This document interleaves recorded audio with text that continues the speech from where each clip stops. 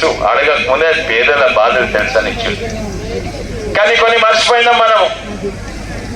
వెంకట బ్యాంకులు ఉండే, కానీ బ్యాంక్ అకౌంట్లు ఎంతమందికి ఉండే మన ఊర్లల్లా? 10 మందికి ఉండే. ధనవంతులకు 10 మంది ఉండే. ఎవరన్నా పేదోళ్ళకి బ్యాంక్ అకౌంట్ కావాలని ఉంటే ఆ బ్యాంక్ అకౌంట్ ఉన్న ధనవంతుని దగ్గర పోయి ఒక షూరిటీ ఉత్తరం సంతకం పెట్టుకొని బ్యాంకు దగ్గర పోయి అప్లికేషన్ ఫిల్ చేసి 2000 రూపాయలు జమ కడితే అప్పుడు బ్యాంక్ అకౌంట్ తెరిచేది.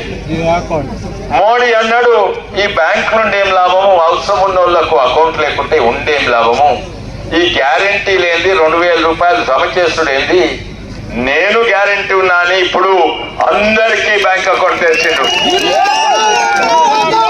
60 ఏళ్ళ కాంగ్రెస్ వాళ్ళకి సోయి రాలేదు. మనం కూడా అడిగిన మా మోడీకి, మీరు బ్యాంక్ అకౌంట్ తెరవండి మేము ఓటేస్తాం, అడగలేదు. కానీ పేదైనా మన కష్టాలు తెలుసు, ఆయననే మన బ్యాంక్ అకౌంట్ తెరిచింది. ఆ లైట్ బుగ్గలు ఇచ్చిన ఆఖరికి శ్మశాన వాటిక కూడా మోడీ ఇచ్చిండు. ఏమీ ఇయ్యలేదంటారు. మీరయ్యా ఏమీ ఇయ్యలేదు. మీరేమన్నారు? మీరు మాకు ఓటేయండి, మేము మీకు 2500 మహిళలకు ఇస్తా, 4000 పెన్షన్ చేస్తా, 4000 నిరుద్యోగులకు వృత్తి ఇస్తా, రైతు బంధు 15000 చేస్తా. ఉన్న రైతు బంధు చక్కగా ఇస్తలేరు, ఇప్పుడు 15000 ఇస్తా అన్నారు, గ్యాస్ ఇస్తా అన్నారు, కరెంట్ ఇస్తా అన్నారు, ఆఖరికి 2 లక్షల రూపాయలు రుణమాఫీ ఇస్తా అన్నారు.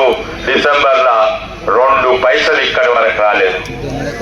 అందుకే ఆ ముఖ్యమంత్రి ఏమి పట్టుకొని తిరుగుతున్నాడు? గాడిది గుడ్డు పట్టుకొని తిరుగుతున్నాడు.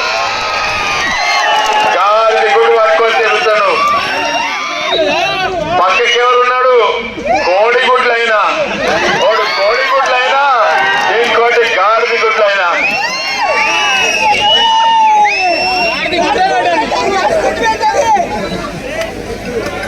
పాతైనా అప్పులు పెట్టి పోతే కొత్త అయినా కట్టాలి. కొత్త ముఖ్యమంత్రి చేతిలో చిప్ప ఉన్నది, చిప్పల పైసలు లేవు, మళ్ళా పైసలు ఇస్తాడు.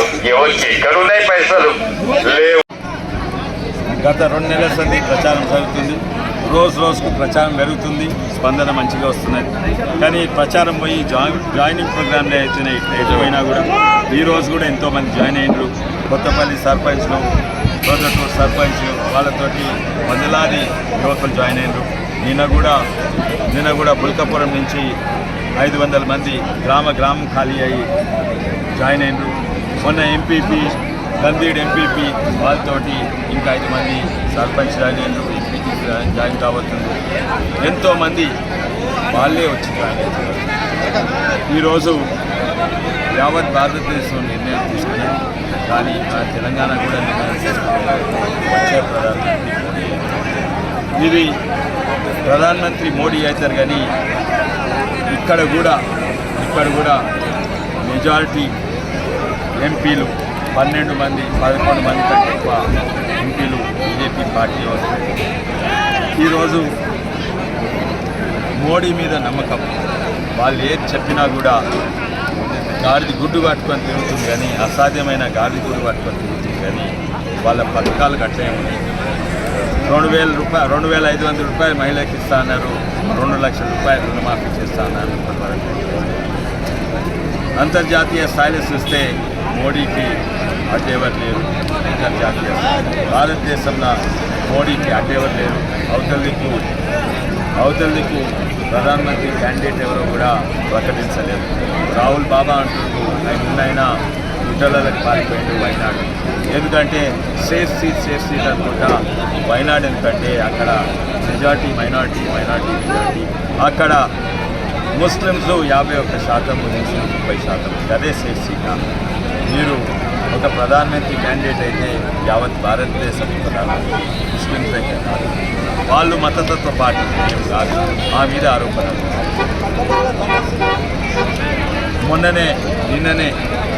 నిన్న రాజ్నాథ్ సింగ్ గారు ప్రకటన చేసింది ఏంటంటే నెహ్రూ జమానాలో కాశ్మీర్ను 2 భాగాలు చేసి సగం భాగము పాకిస్తాన్ తీసుకున్నది. అది POK అంటారు, పాక్ ఆక్యుపైడ్ కాశ్మీర్. నిన్న చేయంగానే మన అబ్దుల్లా గారు మాజీ ముఖ్యమంత్రి వాళ్ళు కాంగ్రెస్ తోటి వస్తుంది. ఆయన అంటాడు పాకిస్తాన్, ఆయన ఏమంటాడంటే ఈ పాకిస్తాన్ ఆక్యుపైడ్ కాశ్మీరు మనకు యుద్ధం లేకుండా మనతోటి కలుస్తారని రాజ్నాథ్ సింగ్ అన్నాడు. మనకు యుద్ధం అవసరం లేదు, ఇక్కడ అభివృద్ధి చేసి ఏది POK అంటే అబ్దుల్లా అంటాడు ఏంటంటే పాకిస్తాన్ వాళ్ళు గాజులు తొడుకోలేదు, వాళ్ళ మీద అటెం బాంబ్ గాజులు తొడుకున్న వాళ్ళు కాంగ్రెస్ ప్రభుత్వం ఇన్నోళ్ళు, ఫరూక్ అబ్దుల్లా ఇన్ని రోజులు వాళ్ళు పాకిస్తాన్కు భయపడి చేస్తున్నారు, మనకేం భయం లేదు. ఇటువంటి వాక్యాలు చేసేటోళ్ళే గాజులు తొడుకున్నాం. అది నిజంగానే ప్రధానమంత్రి మోడీ అంటే అంతర్జాతీయ స్థాయిలో ఆయన గౌరవం ఉన్నది, ఆయన అంటే భయం కూడా పడుతుంది. అటువంటి ప్రధానమంత్రి కావాలని ఇక్కడ యువకులందరూ చూస్తున్నారు. వచ్చే ఎన్నికల తప్పనిసరిగా ఇక్కడ భారీ మెజారిటీతో గెలుస్తారు. ఇంకోటి ఏంటంటే వాళ్ళు చీటర్స్, వాళ్ళు స్కామ్స్టర్స్, వాళ్ళు గుడ్ల స్కాము, దాన స్కాము, హనుమాన్ల గుడి కూలగొట్టిన స్కామ్. ఈ ఎలక్షన్లో కూడా చీటింగ్. 10 మంది కొండా విశ్వేశ్వరులు పెట్టారు, కానీ ఒకటే ఒక కొండా విశ్వేశ్వరరెడ్డి, బీజేపీ కమలం కొండా విశ్వేశ్వరరెడ్డి. నేను 2వ సారి గెలుస్తున్నా, 2 లక్షలతో గెలుస్తున్నా. నా నంబర్ కమలం పువ్వు నంబర్ 2, అది కొద్దిగా